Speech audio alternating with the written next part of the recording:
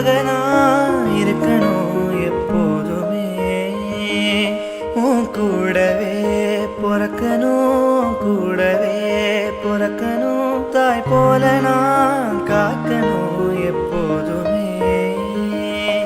என் வாழ்க்கை வரமாக நீயும் பிறந்தாயே, என் உயிரே உறவாக என் நெஞ்சில் கரைஞ்சாயே. பசி தூக்கத்தை மறந்து நீயும் வடி பாசத்தை பொழிஞ்சாயே. தினமும் முகம் பார்த்து பூக்கும் புது விடியல தந்தாயே. நீ எனக்கு சாமி இந்த பூமி எல்லாம் நீதானே, உன் சிரிப்பு போ. சரி வணக்கம். சரி என்ன பேர் உங்களுக்கு? கிருபா. சரி இருக்கிறாங்க கொஞ்சம் சத்தம் இல்லாம இருந்தா அவ கதைக்கிறது பெரிய சத்தமா கேட்கும் என்ன அப்படித்தானே? சரி நீங்களும் சத்தமா கதைக்கணுமா?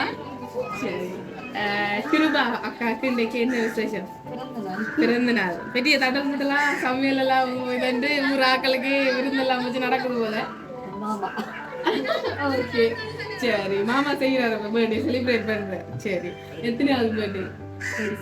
36th birthday. First of all congratulations. வாழ்த்துக்கள், பிறந்த நாள் வாழ்த்துக்கள். உங்களுக்காக அழகா ஒரு rose bouquet, natural rose bouquet கொடுக்கணும்னு ஆசையா அனுப்பியிருக்காங்க. சரி அடுத்தடுத்த கிஃப்ட்ஸும் இருக்குது. யார் அனுப்பியிருப்பாங்க? ஹஸ்பண்ட் எங்க இருக்கிறாங்க? கனடால. என்ன பேர் அவங்களுக்கு? சிவரூபன். சிவரூபன்கிட்ட இருந்து வேற இல்லையே?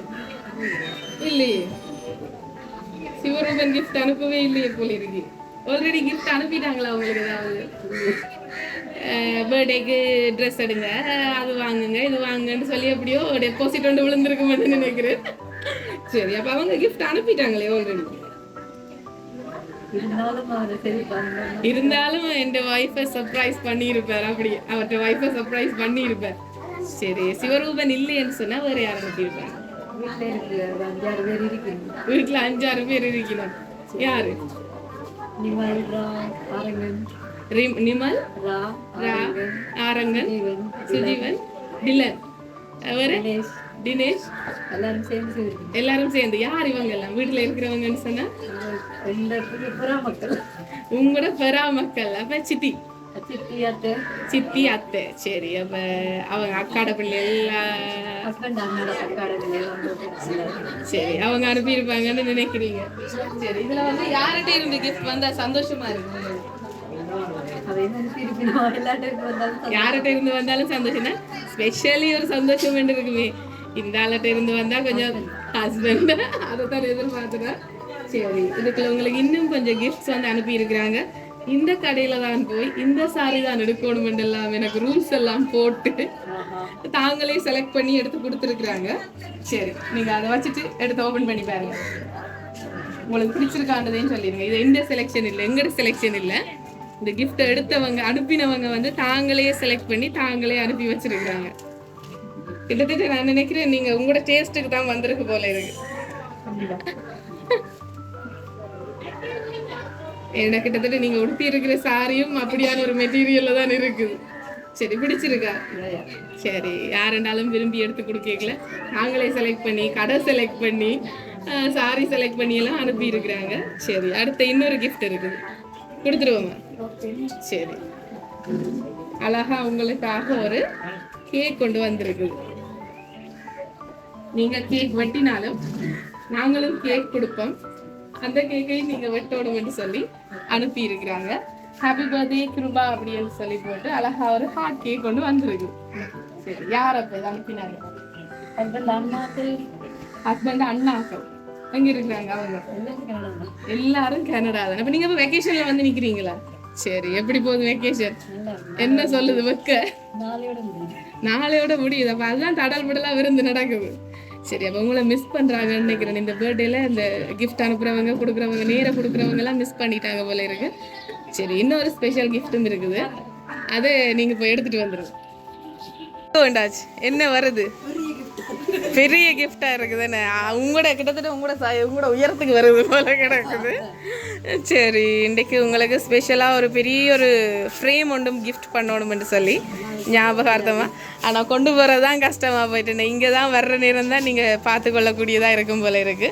சரி, கஷ்டப்பட்டு அவர் தன் உடம்பாலையெல்லாம் மறைச்சிட்டு நிற்கிறார். பின்னால் நிற்கிறவங்க சொல்லிடுவாங்களோட். சரி, சொல்ல மாட்டாங்க ஒருத்தரும். சரி, இப்போ ஃபைனலி ஒரு கெஸ் பண்ணுங்கள். ஹஸ்பண்ட் இல்லை, உங்களோட எக்ஸ்பெக்டேஷனை உங்களோட ஆசையை கெடுக்கக்கூடாதுண்ணா. ஹஸ்பண்ட் தான். அப்போ இன்றைக்கி ஹஸ்பண்ட் அனுப்பாட்டிக்கு ஒரு சண்டே ஒன்று இருக்குன்னு நான் உங்களை தான் எதிர்பார்த்தேன்னா நீங்கள் அனுப்பல பாட்டு. வீட்டில் இருக்கிற செல்லக்குட்டிகள். சரி, பார்த்துருவோம்மா. சரி, கொடுத்துருங்க. ஹாப்பி பர்த்டே என்று போட்டு யார்கிட்ட இருந்து வந்திருக்கு? டிலன்கிட்ட இருந்து அழகாக உங்களுக்காக என்னென்னு சொல்கிறது, ஒரு பெரிய ஒரு ஃப்ரேம். என்ன நீங்கள் என்ன முறை அவங்களுக்கு? தம்பி. சரி, உங்களுக்கு தம்பி, எனக்கு ஒண்டை விட்டு அக்கான்னு சொல்லி உங்களுக்காக டிலன் அன்பாக இந்த ஃப்ரேம் எல்லாம் வடிவாக அனுப்பி வச்சிருக்கிறார். சரி, ஹாப்பியா? வீட்டை இருக்கிறவே செய்வினம்னு தெரியும். டிலான் மட்டும் இல்லை, இந்த ஃப்ரேம் டிலான் அனுப்பி இருக்கிறார். இந்த கிஃப்ட்ஸ் எல்லாம் ரெடி பண்ணி இன்னொரு ஆளும் அனுப்பி இருக்குது. யார் அது?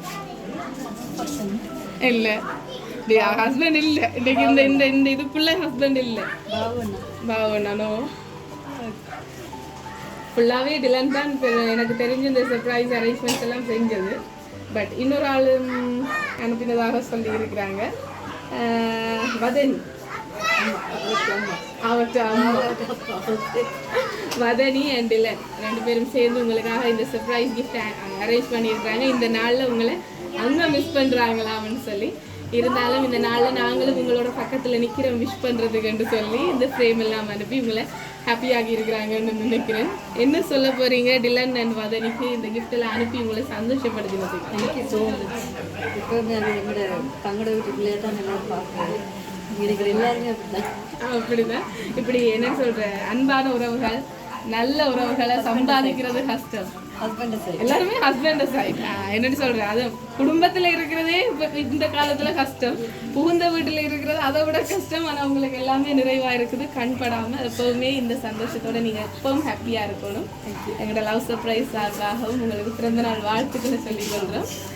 ஏதாவது டிலன் அண்ட் வதனி அக்காவுக்கு சொல்லணும்னா இந்த வீடியோவை பார்த்தா அவங்க நேராக நிற்கிறதா பார்த்து சரி, ஐ லவ் தேம் ஸோ மச்ன்னு சொல்லியாச்சு. இதை விட வார்த்தை என்ன இருக்குது? அவங்களும் உங்களை ரொம்ப மிஸ் பண்ணுறதாகவும் நீங்கள் நிறைஞ்ச சந்தோஷத்தோடு இருக்கணுமான்னு வாழ்த்தி இருக்கிறாங்க. ஸோ நாங்களும் வாழ்த்தி கொண்டு விடைபெறுறோம். தேங்க்யூ.